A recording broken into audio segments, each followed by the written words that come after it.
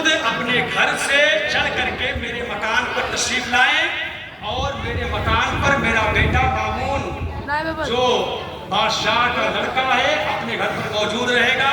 آپ استاذ ہیں, گھر سے آئیں اور شاہی محل کے اندر آئیں, سارے انتظامات ہوں گے, میرا بیٹا موجود ہوگا, آپ تعلیم سے آراستہ کریں. امام کثیر رضی اللہ تعالیٰ نے فرمایا یہ ممکن نہیں ہے اور بہتر یہ ہے کہ آپ اپنے بیٹے کو میرے پاس بھیجیں اگر وہ علم حاصل کرنا چاہتا ہے. بادشاہ راضی ہو گیا اور کہا ٹھیک ہے حضور, اگر آپ آ نہیں سکتے ہیں تو میرا بیٹا خود جائے گا آپ کی بارگاہ میں, لیکن تھوڑی سی رعایتیں کیجئے گا کہ جب طلبہ حاضر ہوں تو سب سے پہلے میرے بیٹے کا سبق سن لیا کرنا.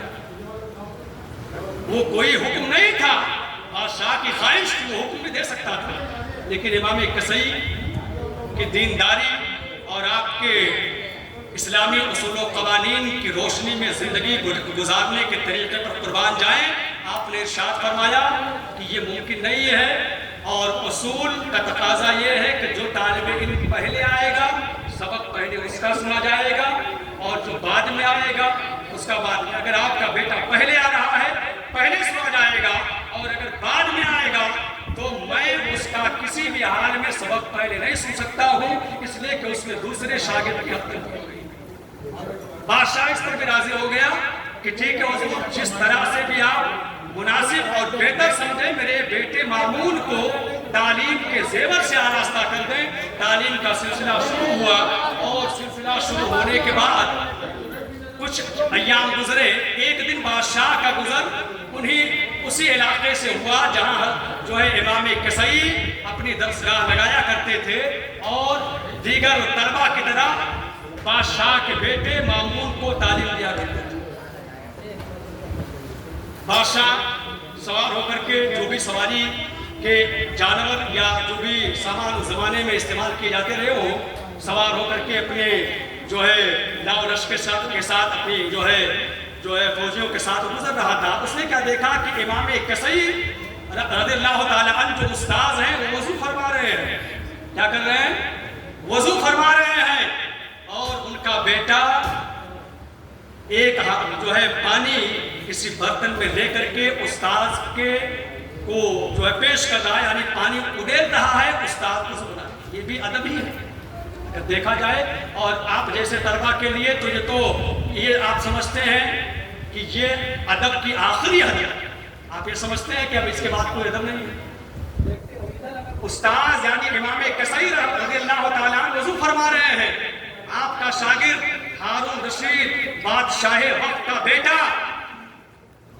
برتن سے پانی اڈیل رہا ہے. اور اس کے بعد جب بادشاہ کی نظر پڑی سواری سے اترا اور اتر کر کے سخت لفظوں میں اسے ڈانٹا. اور مجھے یہ بات ذہن میں میرے نہیں ہے کہ مارا بھی نہیں, مارا یا نہیں مارا, یہ بات ذہن میں نہیں ہے, ممکن ہے مارا بھی ہو. اور مار کر کے جو جملہ اس نے, بادشاہ تھا اپنے زمانے کا, دنیا کو اگر اس زمانے میں جس زمانے میں بادشاہ تھا اتنا خطرناک بادشاہ ہارون رشید تھا کہ جو بھی وہ چاہتا تھا وہ ہوتا تھا. اگر وہ چاہ لیتا تو بہت کچھ کر سکتا تھا, حکومت کی طاقت اس کے پاس تھی. لیکن جب طلبہ کے ساتھ طلبہ کے جو ہے سرپرست ہیں, جو ان کے والدین ہیں, جب ان کے اخلاق بلند ہوتے ہیں, وہ خود باادب ہوتے ہیں, تب اس طرح کے واقعات دنیا کے اندر رونما ہوا کرتے ہیں.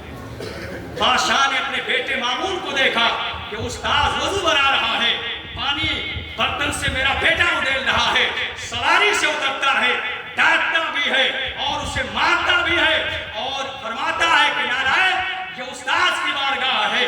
استاذ کی بارگاہ کا ادب یہ نہیں ہے کہ صرف جو ہے پانی برتن سے اڈیلا جائے, بلکہ استاذ کا ادب یہ ہے کہ ایک ہاتھ سے اگر پانی اڈیل رہا ہے تو دوسرا ہاتھ خالی ہے تو اسے خالی نہ رہنے دیا جائے, بلکہ اگر ایک ہاتھ مصروف ہے پانی اڈیلنے میں تو دوسرا ہاتھ بھی بروئے کار لا کر کے استاذ کے ہاتھ اور پاؤں کو ملا جائے. ذرا بتاؤ, یہ بادشاہ کہہ رہا ہے اپنے بیٹے کو, اور جب ایسے والدین ہوتے ہیں تو پھر ان کی نسل سے جو بچے پیدا ہوا کرتے ہیں وہ باادب پیدا ہوا کرتے ہیں.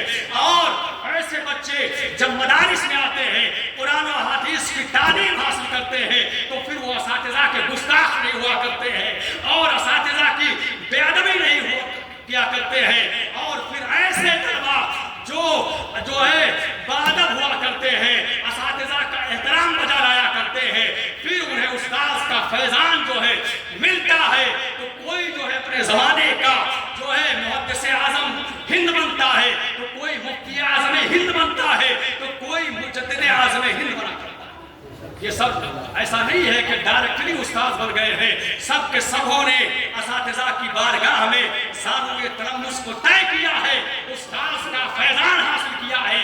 آج ہم جو امام اہل سنت کی یاد کر رہے ہیں اور ان کی یاد منا رہے ہیں، یہ اساتذہ کے فیضان ہے، اور اساتذہ کا فیضان انہیں اس قدر ملا ہے کہ دنیا کے اندر لوگ جو ہے ان کی بارگاہ میں دو لفظ کہنا یا اپنی زندگی کا معراج سمجھتے ہیں۔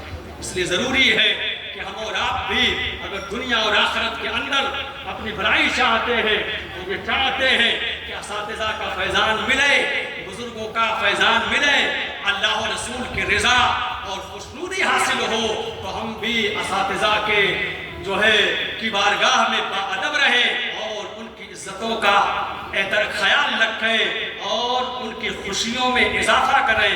اگر خوشیوں میں اضافہ نہ کر سکیں تو دکھ میں اضافے کا یا دکھ کا سامان پیدا نہ کریں۔ اللہ کی بارگاہ میں دعا ہے کہ سننے میں جو کچھ کمی بیشی ہوئی ہو اپنے فضل و کرم سے معاف فرمائے۔ ہم تمام مسلمانوں کو، ہم کو، تمام اساتذہ، تمام طلبہ کو اپنے اساتذہ کا ادب احترام کرنے کی کما حق ہو توفیق رفیق عطا فرمائے۔ وما توفیق الا باللہ۔